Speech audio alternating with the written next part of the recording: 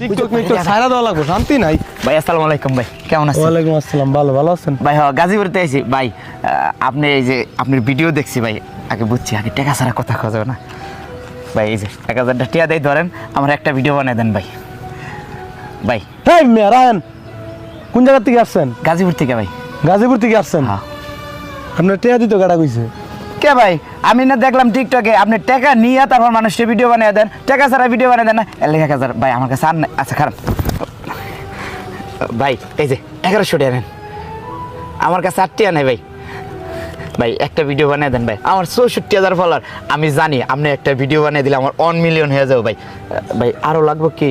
আমার কাছে তো বেশি টাকা নাই, 1100 টাকা আছে, নেন না ভাই, দেন না একটা ভিডিও বানায়া।